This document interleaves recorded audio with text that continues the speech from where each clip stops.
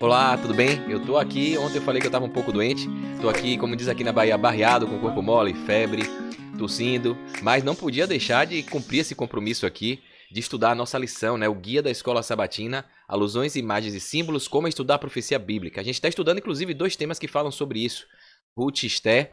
A gente falou nesses 3 primeiros dias aí sobre Ruth, a importância de a gente não sucumbir aos problemas, às dificuldades. Então, fica a lição aí. O diabo tá fazendo de tudo pra gente abdicar, deixar de fazer o que temos que fazer, mas em Cristo a gente pede forças e continua, tá bom? Então vai desculpando a voz aí se eu tossi, mas é importante a gente ver o que tem hoje aqui na quarta-feira, dia 11 de junho, separado pra gente. Conhecimentos importantes sobre a profecia, sobre o que vai acontecer com a humanidade, tá bom? Então, fica até o final porque vale a pena, vale a nossa salvação.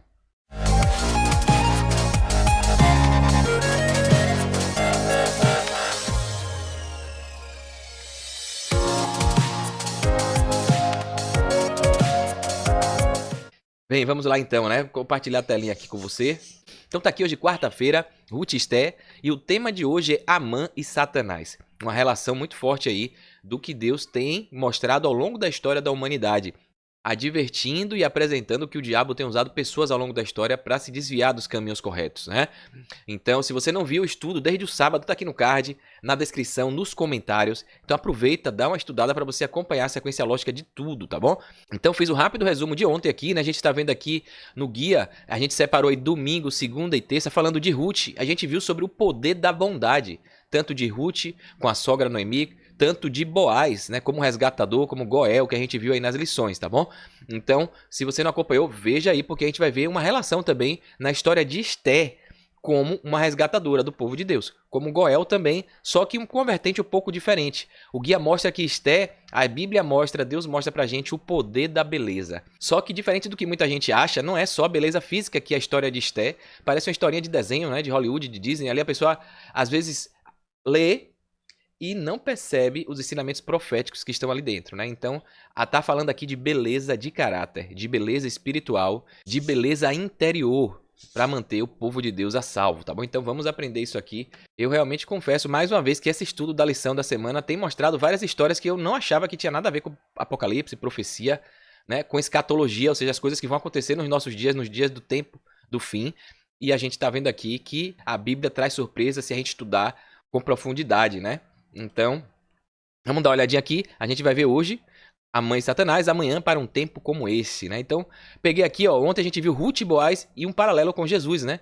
Ruth aqui, ó, uma estrangeira de Moabe, Boaz, um israelita de Belém. E a gente viu aí que muita gente discrimina, preconceito, tu coloca os estrangeiros como inimigos do povo de Israel, né? Mas Jesus também é um estrangeiro, ele fala que nós somos peregrinos, somos todos estrangeiros nessa terra aqui, né? Nosso reino não é daqui, e ele falou na Bíblia várias vezes que o reino dele não é desse mundo, então ele é um estrangeiro também porque ele vem do céu, né?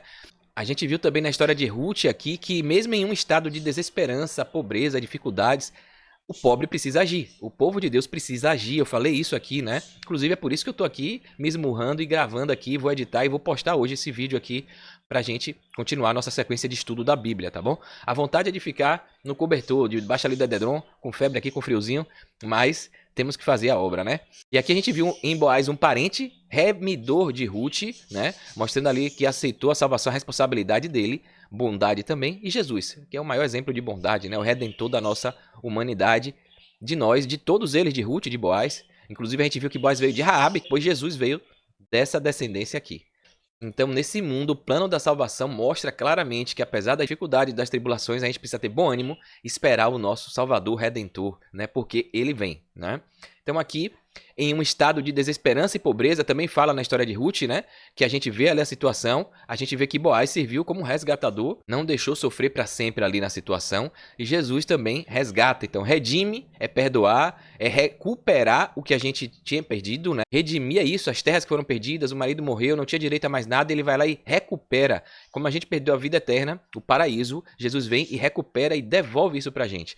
E resgatar é levar para o céu, né? Tirar do pecado, né? Do que levou a gente a cair, né? Então resgata a humanidade do pecado. Então Goel, que é o símbolo do hebraico lá, fala isso.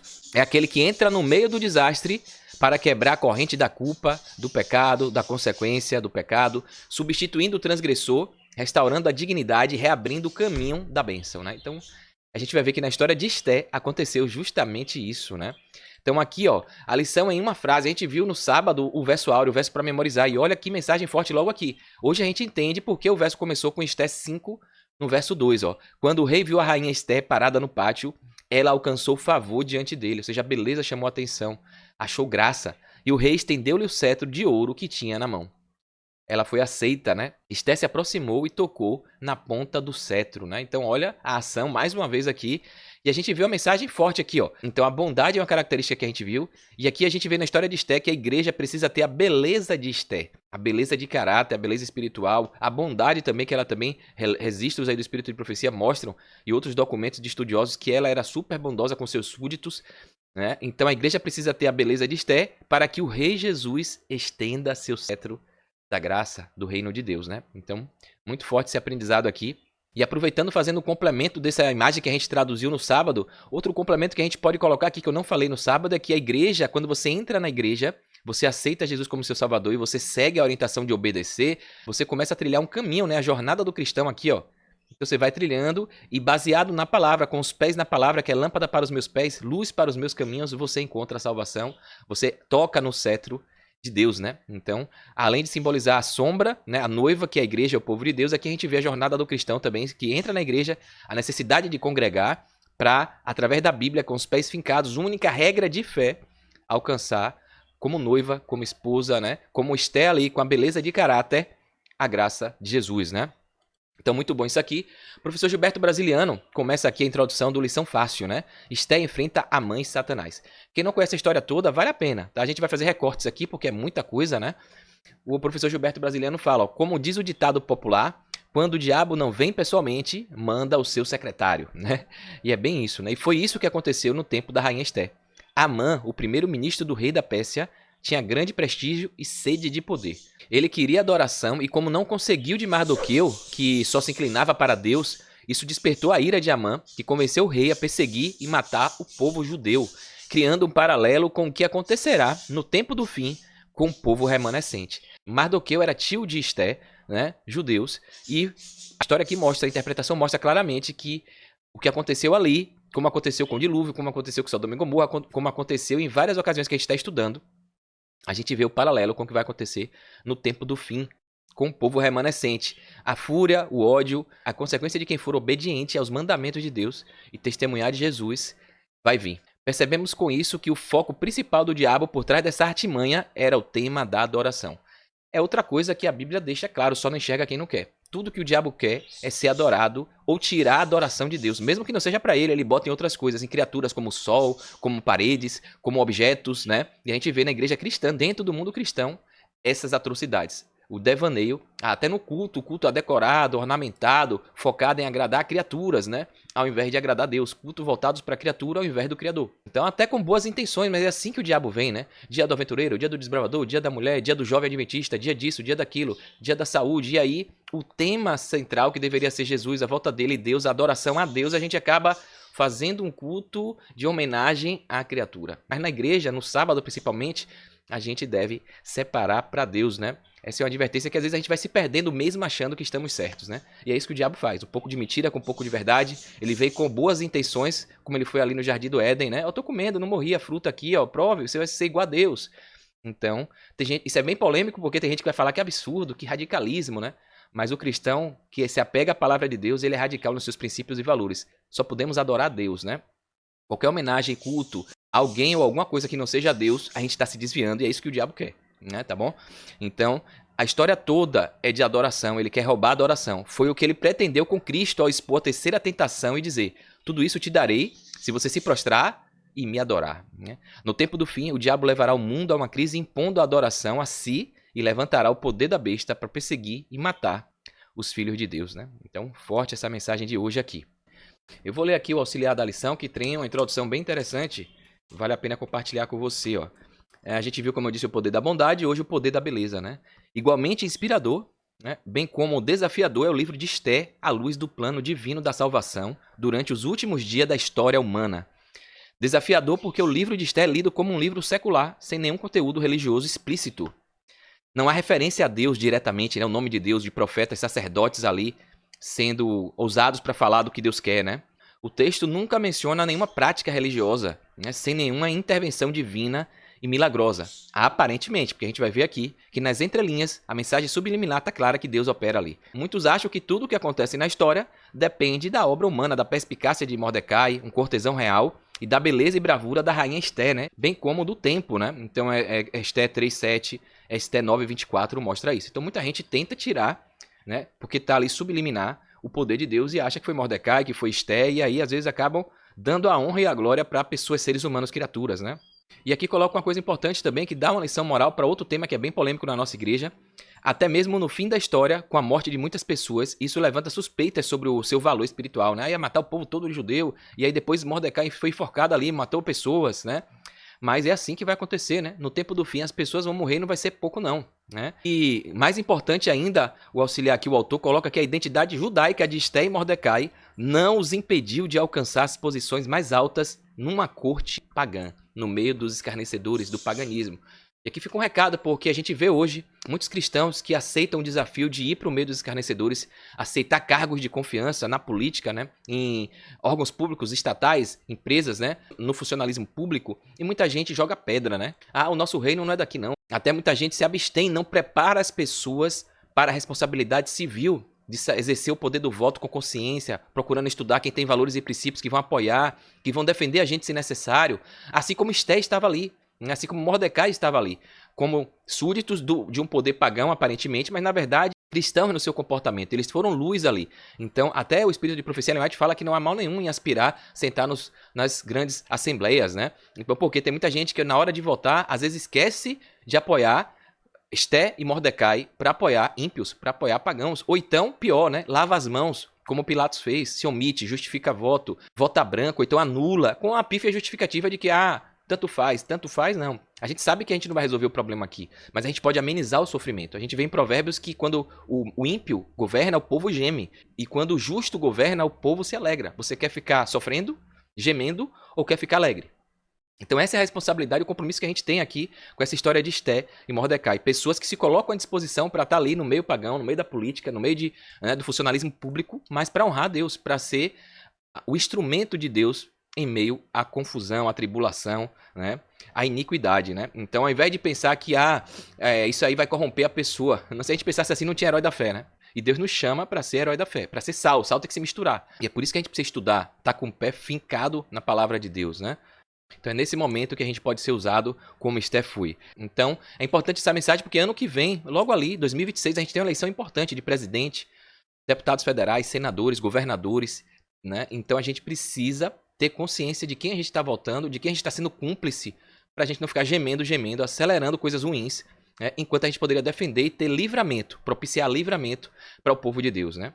Aqui fala que nada no livro sugere uma tensão prévia entre eles, Esté, Mordecai, e o ambiente ali pagão, né? O governo do rei. Então estavam vivendo tranquilamente, guardando o sábado, guardando suas coisas, né? Tem uma frase que eu gosto muito, eu não sei quem é o autor, mas fala que não é a política que corrompe as pessoas. É o povo que escolhe corruptos, ladrões e incompetentes para entrar no cenário político, aceitando barganha, trocando voto por favor, voto de cabresto, né?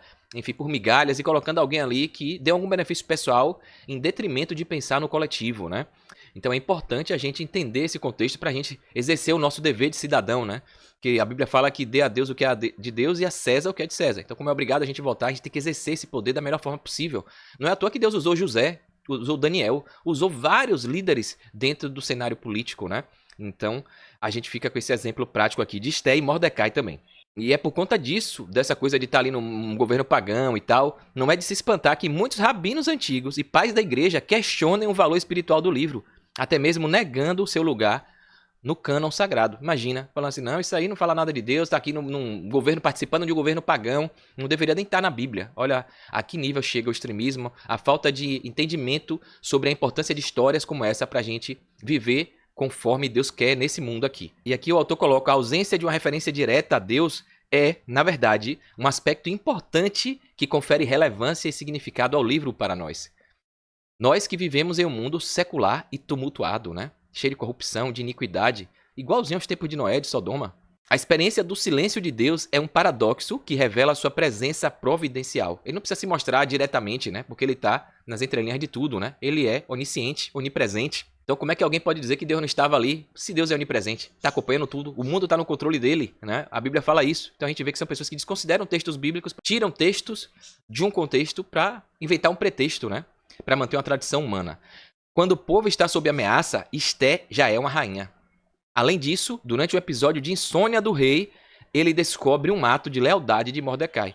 Olha que revelação de que Deus atua. Quem é que dá esse tipo de providência? De fazer o rei se lembrar de uma coisa, de visões, de sonhos, como a gente viu lá em Daniel. Quando a gente vê ali o copeiro que se lembrou, né, de José. Então, Deus está agindo e as pessoas não percebem, né? Então, estava ali do nada e aí lembra, opa, Deus, o Espírito Santo atua para a providência chegar, né?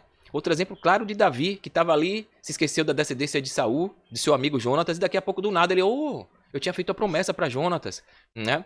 Será que tem descendente? E vai atrás de Mefibosete, né? Então veja que Deus está sempre no controle, né? Isso é claro na Bíblia. Então destrói qualquer narrativa contrária a isso, né? Que no livro de Esté não tem Deus diretamente, tem sim. Mas ele atuando de forma escondida ali, né? Subliminar. O rei descobriu ali, lembrou que Mordecai tinha salvo sua vida, né? E ele não tinha agradecido, não tinha feito nada. O texto sugere claramente que o povo judeu está sob proteção divina. O tempo todo, todo dia, né? Se Esté optar por permanecer em silêncio e não interceder junto ao rei, o socorro e a salvação para os judeus virão de outro lugar. Isso é o que está no texto, Esté 4:14. Da mesma forma, Jesus usou um argumento semelhante em seu tempo, falando que se a gente não fizer a nossa parte, se eles se calarem, não pregarem o evangelho, não buscarem ser pescadores de gente, as próprias pedras clamarão. Lucas 19:40. Então, ele chama pessoas para ser usado. Olha a importância da ação. Quantas vezes Deus já lhe chamou para ser usado e você resistiu, não foi, negou? Esté poderia ter negado, né? Eu já neguei, né? Cai aqui a carapuça, né? Eu tenho me esforçado para seguir, pegar, né, o chamado e mesmo com a dificuldade, mesmo se achando incapaz, a gente fazer. Porque é Deus que vai capacitar a gente, né? Alguns comentaristas veem a providência de Deus refletida no nome de Esté, relacionando-o ao conceito de Esté Panim, que significa ocultação do rosto. Até isso a gente vê uma semelhança aí do nome, né, com o original. Esse conceito é crucial no relacionamento entre Deus e seu povo quando ele aparece ausente, né, em Isaías 8:17, em Isaías 50, no verso 6, Isaías 53, no verso 3 também. Há também uma alusão ali na história, se a gente parar para atentar, referente ao dia da expiação, quando a gente observa a base de elementos comuns como o jejum, a ideia de um juízo, a redenção do povo de Deus, em contraste com a destruição dos ímpios, né? Então, além disso, o livro de Esté termina com a mesma esperança e perspectiva da paz e busca do bem, como está em Esté 10:3, similar ao espírito do dia da expiação, né? Que está em Salmo 122, 8 e 9. Então, top demais isso aqui, né? Faz a gente abrir o leque aí para a gente entender que a história de Esté não é só uma historinha de amor, né? Da Bela e a Fera, né? Então, é caráter, é princípio, é servidão, né? Vamos ver aqui que o guia tem uma pergunta. Hoje o vídeo vai ficar um pouquinho mais longo, porque eu tô aqui mais lento, né? Aqui tem a pergunta número 4 da semana. Leia Esté 3, de 1 a 14, né? Apocalipse 12, de 14 a 17, e Apocalipse 13, no verso 15. Que paralelos vemos entre essas passagens, esses textos bíblicos? O que é que a gente pode comparar um com o outro aí? Como a descrição da igreja remanescente em Esté é semelhante à descrição do povo de Deus no Apocalipse. Então vamos ver aqui, ó. Aqui tá os textos, são textos bem longos, eu não vou ler, tá? Vou ler rapidamente aqui algumas coisas, porque senão vai demorar muito esse vídeo, tá? Mas pega a sua Bíblia aí, abre e veja os textos. Depois desses acontecimentos, o rei Xerxes honrou Amã, filho de Amedata, descendente de Agag, então promovendo e dando-lhe uma posição mais elevada do que a de todos os demais nobres. Então aqui vem dizendo que todos os oficiais do palácio reais curvavam-se, prostrando-se diante de Amã, conforme as ordens do rei. Mardoqueu, porém, não se curvava nem se prostrava diante dele. Então os oficiais do palácio perguntaram, né, Mardoqueu, por que você desobedece à ordem do rei? Né? Assim como muita gente pergunta a gente, por que você guarda o sábado? Né? Por que você não faz isso diferente? Olha o exemplo, a importância do exemplo, né? Dia após dia eles lhe falavam, mas ele não lhes dava atenção e dizia que era judeu. Olha, testemunhando a identidade. Então contaram tudo a Amã para ver se o comportamento de Mardoqueu seria tolerado. Olha aí, como aconteceu com Daniel, com muita gente, né, na história da Bíblia. Os perversos ali, os instrumentos de Satanás, né, para perseguir o povo de Deus. Quando Amã viu que Mardoqueu não se curvava nem se prostrava, ficou muito irado. E aqui a gente vê a referência clara ao diabo, né, a Satanás. E aqui vem, ó, o diabo usando. Contudo, sabendo quem era o povo de Mardoqueu, achou que não bastava matá-lo. Em vez disso, Amã procurou uma forma de exterminar todos os judeus, o povo de Mardoqueu, em todo o império de Xerxes, toda a Pérsia, né? Então Amã disse ao rei Xerxes, existe certo povo disperso espalhado entre os povos de todas as províncias do teu império, cujos costumes são diferentes dos de todos os outros povos e que não obedecem às leis do rei. Não convém ao rei tolerá-los. E aí vem, né? Eu vou acabar lendo tudo aqui para entender quem não conhece a história, né?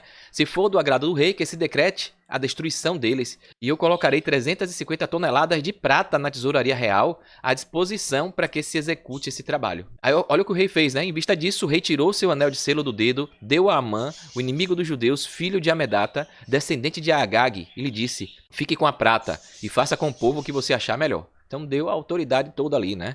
É o que o diabo tem feito, dando poder aos governantes, né? A súditos dele aqui, e vai dar no final as bestas, né? Então assim, no 13º dia do primeiro mês, os secretários do rei foram convocados. Amã ordenou que escrevessem cartas na língua e na escrita de cada povo, aos sátrapas do rei, aos governadores das várias províncias e aos chefes de cada povo.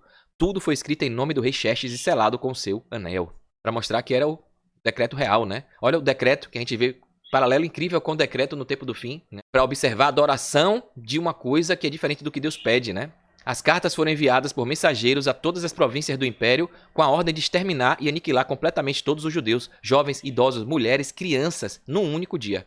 O 13º dia do 12º mês, o mês de Adar, e de saquear todos os bens do povo de Deus. Uma cópia do decreto deveria ser publicada como lei em cada província e levada ao conhecimento do povo de cada nação, a fim de que estivessem prontos para aquele dia, né? E aqui, Apocalipse 12, 14 a 17, a gente vê uma profecia que se refere a isso que a gente viu lá em Esté, né? E eu confesso que muitas vezes a gente não faz esse paralelo. Foram dadas à mulher, à igreja, ao povo de Deus, 2 asas de grande águia para que ela pudesse voar para o lugar que lhe havia sido preparado no deserto, onde seria sustentada durante um tempo, tempos e meio tempo, fora do alcance da serpente. A gente viu isso, a profecia dos 2.300 tardes e manhãs, que o santuário ia ser purificado. Tem um vídeo que eu falo de profecia dos 7 reis, vale a pena, é um vídeo longo de 2 horas, para você entender as profecias de Daniel, Apocalipse, e aí vai entender esse paralelo com a história de Ruth e de Esté, tá bom?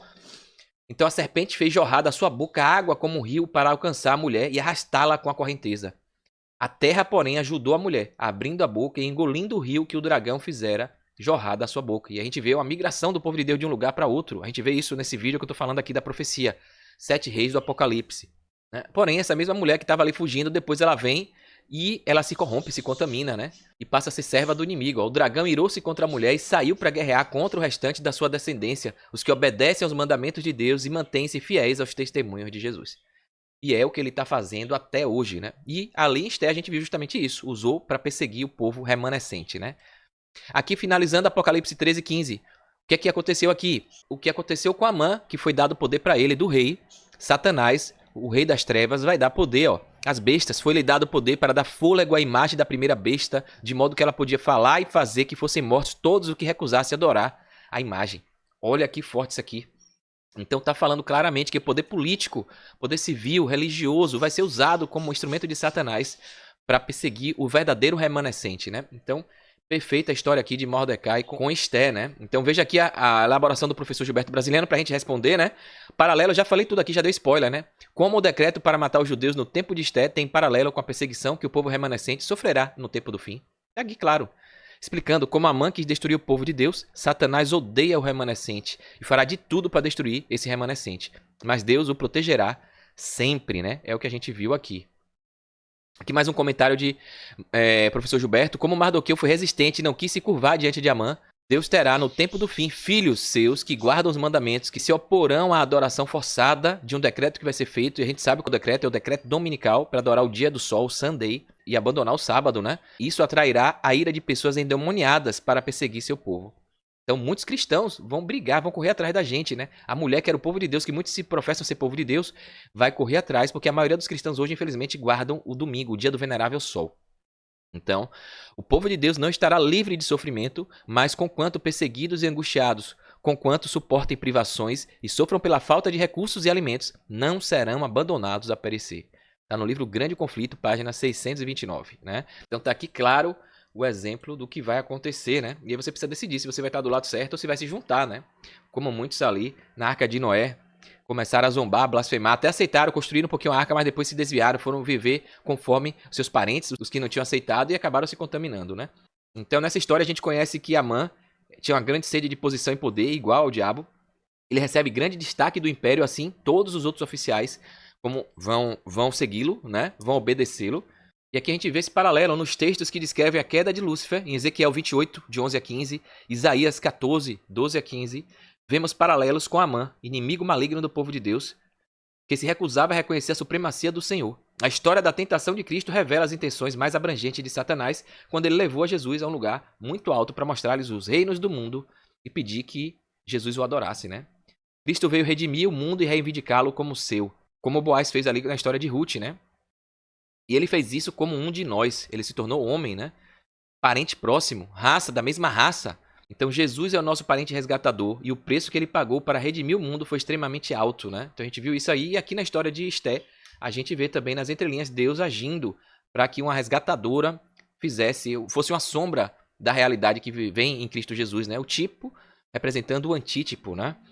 No livro do Apocalipse, a gente vê que a cobiça de Satanás por poder e adoração levará esse mundo à crise final.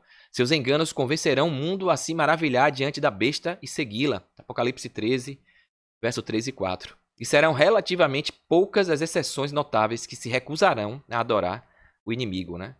Com essas pessoas que ficam ali resistindo, Satanás, o diabo e os seus seguidores vão recorrer à força bruta, né? A decretos que vão impedir de comprar e vender, até decreto de morte, né? Só que a promessa que a gente tem é que aquele que for perseverante, ainda que morra, vai herdar a vida eterna, viverá, né? Aqui a gente vê que Amã percebeu que Mordecai, que fazia parte do povo escolhido de Deus, não se submeteria a ele, nem reconheceria seu suposto direito de ser adorado.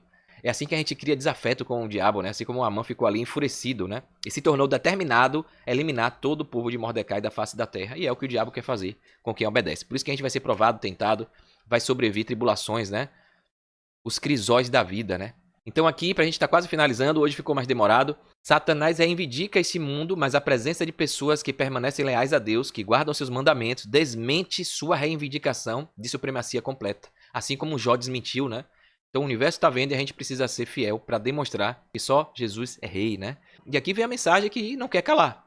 Como o sábado se tornou o ponto especial da controvérsia no cristianismo e é um símbolo, um sinal de adoração que Deus separa, é um dia santo, abençoado e pede para a gente não fazer nada para nós e sim para ele e para o próximo, né? A recusa persistente de uma pequena minoria em ceder à exigência popular para guardar o domingo, abandonar o sábado, fará com que essa minoria seja alvo de ódio universal, né? Ellen White, no livro Grande Conflito, fala isso. Casa Publicadora Brasileira. Então veja que forte, né? Vai vir com narrativa boa. E como veio na vacina, né? Muita gente não quis se vacinar e só faltou, foi preso, foi pego à força para tomar uma vacina. Ou seja, ingerir algo no seu corpo que não queria. A gente viu a preparação do que vai acontecer na profecia nesses últimos anos com a pandemia. A falta da liberdade individual, do direito de ir e vir, da liberdade de expressão. Então, fica ligado, fica ligada, porque o tempo do fim está próximo, está chegando. Essas narrativas aqui no governo que a gente está vendo de Lula, do presidente, de pessoas querendo tirar a liberdade, censurar, medidas ditatoriais. Então a verdade vai chegar, os decretos vão vir. E as pessoas vão ter medo de se opor, de resistir. Né? Por isso que o Espírito de Profecia pede para a gente fugir das grandes cidades e ir para os campos, né? Porque virá uma perseguição sem tamanho, como nunca houve. Né? Deus tenha misericórdia de nós. Né? Aqui finalizando, aqui Ellen White, né, que sempre trazendo mensagens poderosas. Ela traz também algumas coisas muito fortes. Eu até compartilhei aqui a tela com vocês aqui, ó, pra gente finalizar. Olha aqui o que a profeta do Senhor, a serva do Senhor, Ellen G. White, fala. Haverá um decreto contra o povo de Deus, semelhante ao emitido por Assuero, que era o rei ali, Xerxes, né? Contra os judeus no tempo de Esté. O decreto persa surgiu da maldade de Amã contra Mordecai, ou seja, um súdito, um servo. Então é isso que Satanás vai fazer, vai usar um servo para plantar boas intenções, né? E aí vai enganar muitos. Mordecai não fez mal a Amã, mas se recusou a bajulá-lo com reverência que é devida só a Deus. Falsos pretextos garantiram a decisão do rei contra os judeus. Então, Amã chegou ali, jogou uma conversinha fiada, né? Uma fake news, e o rei comeu, como também a gente viu isso em Nabucodonosor, que fez a estátua toda de ouro ali, não aceitou os que não se curvaram, como viu até no rei da Pérsia também, Dario, que ouviu ali a conversinha dos amigos ali, e Daniel, sendo amigo dele, ele foi lá e jogou Daniel na cova dos leões, né? Então a gente vê que isso vai acontecer de novo, a Bíblia está repleta de histórias assim. Então Satanás instigou esse esquema para livrar a terra daqueles que perseveram o conhecimento do Deus verdadeiro. Ele quer destruir os remanescentes, os fiéis, os cristãos que seguem os 10 mandamentos, inclusive o sábado, porque não dá para obedecer 9 e esquecer um. Porque a Bíblia fala, se eu não me engano, em Tiago, que quem quebrar um, quebra todos. Né? Tá escrito ali, mas o povo arranja mimimi, justificativa para desobedecer. Mas a esperança que a gente tem é que a trama dele vai ser derrotada por um contrapoder que reina entre os filhos dos homens. Anjos protegeram o povo de Deus e fizeram com que o plano perverso de Amã, que ele tinha elaborado contra os judeus recaísse sobre a própria cabeça dele, né? A gente vê que a serpente vai receber a ferida mortal na cabeça, né? O descendente da mulher, Jesus, vem ferir, a profecia diz isso. Então, outro paralelo aí importante. Então, o autor fala isso, a história vai se repetir. E quando as coisas se repetem na Bíblia, é sinal que é para você prestar atenção. Não foi uma, nem duas, nem três vezes, não. A Bíblia toda mostra isso. Obedientes, remanescentes que guardam os mandamentos, fariseus e outros ímpios gentios que não aceitam, que distorcem, que seguem tradições humanas. E no tempo do fim, a peripoca vai piar, como falam aí, né? A mente genial que conspirou contra os fiéis no passado agora trabalha para controlar as igrejas evangélicas, para, por meio delas, condenar e matar todo que não venerar o falso sábado idólatra. Olha o que Ellen White fala, duro. Não temos que lutar contra homens. Nossa luta não é contra o sangue e a carne, mas contra principados e potestades que estão usando pessoas, contra os dominadores deste mundo tenebroso, contra as forças espirituais do mal nas regiões celestiais. Isso está em Efésios 6:12. Se o povo de Deus se apoiar nele, se pela fé confiar em seu poder, os ardis de Satanás serão derrotados em nosso tempo, tão notavelmente quanto o foram nos dias de Mordecai, né? E é por isso que a Bíblia fala lá, referente ao que passou, mas sendo alusão também ao que virá, é uma sombra da realidade. Sai dela, povo meu. Sai desse meio dessa galera, dessas igrejas evangélicas que estão pregando adoração a outro dia e não o dia que Deus quer, ao dia que Deus pede, né? Então quem sair dela, ouvir o chamado, vai fazer parte de um povo só, de um só Deus, o povo remanescente. E aí tá espalhado em várias igrejas, tá? É quem vai ouvir. Tá finalizando, vamos ver aqui, ó. Cristo nunca comprou paz e amizade transigindo com o mal. Isso aqui é forte demais, porque a gente vê hoje narrativas, ideologias, igrejas deixando o mundo, as culturas, tradições pagãs entrar na igreja com desculpa do politicamente correto. Não, vamos, o amor, né? E aceitando pecados, aceitando coisas que Deus abomina. A gente ama o pecador, mas o pecado tem que ser chamado pelo nome. Então a gente vê hoje dentro da igreja que pessoas e líderes religiosos, pastores, querendo ser transigente com o pecado, com o mal. E Jesus abomina isso, não dá. Não tem aliança, é água e óleo, né? É a luz e as trevas. Então, Cristo nunca comprou paz e amizade transigindo o mal. Seu coração transbordava de amor para com a humanidade. Mas, entretanto, porém, contudo, todavia, ele não tolerava seus pecados. E a punição vem. Ele avisa, como a gente viu, né? Ele avisa, adverte, dá chance, como a gente está tendo hoje. Mas a consequência vai vir. Não tem essa narrativa que a gente vê hoje aqui de uma agenda político-ideológico-partidária de um grupo que prega um comunismo, um socialismo de ajudar todos, ajudar tudo, custe o que custar, que todo mundo é vítima da sociedade, que ninguém tem culpa, né? Que a gente vê a impunidade sendo aí a mãe da corrupção, a impunidade do devaneio, da anarquia, é o que Deus quer. Então, porque amava homens e mulheres, reprovava seus vícios. Então, porque Jesus ama, Deus ama, quem ama corrige, ele é a justiça. Assim como o pai e uma mãe corrige o filho quando ele erra.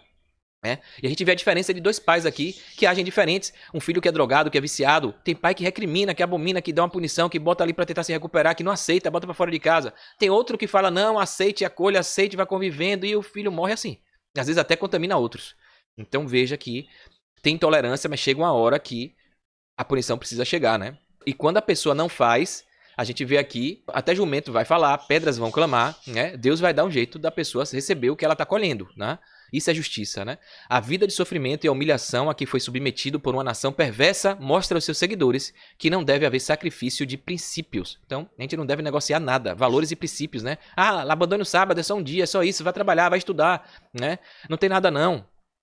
Esse mandamento aqui, o sábado, não, você está guardando 9, que é 1, né? Não, isso aí foi abolido na lei, é só para judeu, é só para Israel. E aí a gente vê várias justificativas pífias para você abandonar. O povo provado de Deus deve vigiar em oração fervorosa para que em sua ânsia de evitar discórdia não abandone a verdade e assim desonre o Deus da verdade. Então olha que forte, né? Não aceite para ser politicamente correto, para mostrar que você é generoso, é bondoso, é solidário, negociar seus valores e seus princípios. A paz é obtida por um preço muito alto se comprada com a menor concessão às propostas de Satanás. A menor renúncia dos princípios nos prende à armadilha do inimigo e lá no dia ele vai levar você para a condenação eterna, né? Se vestindo de coisa boa, você achando que estava obedecendo a Deus.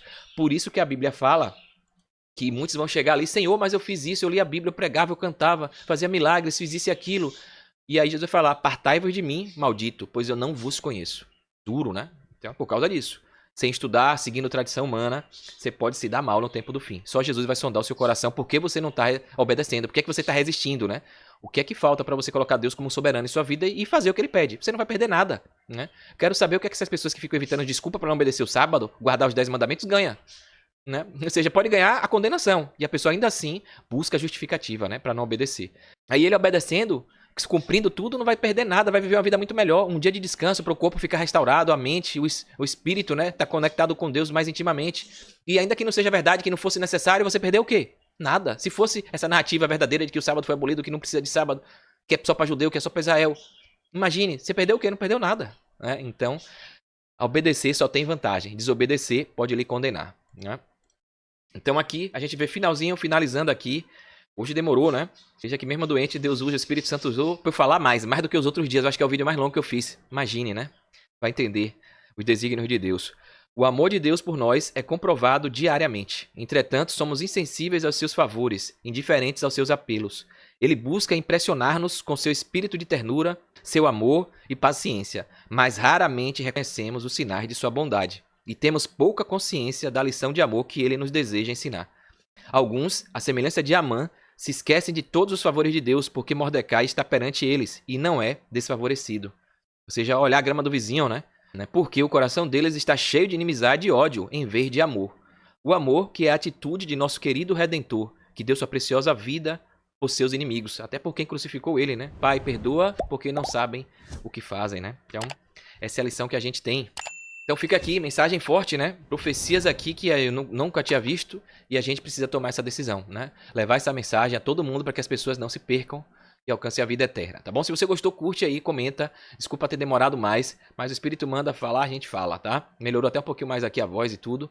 E a missão tem que ser levada independente das tribulações, do problema. Ainda que a gente morra, a gente vai herdar a vida eterna porque a gente fez o trabalho, né? Como Esté, como Ruth, tá bom? Espero você no próximo estudo. Então curte aí, comenta, se inscreve aqui no canal porque você vai ajudar essa mensagem a chegar mais longe, ajudando pessoas a entender a Bíblia de uma forma melhor e completa, verdadeira, e vai ajudar você a receber avisos e notificações sempre que eu postar um vídeo novo, tá bom? Então um forte abraço, sucesso e fique com Deus.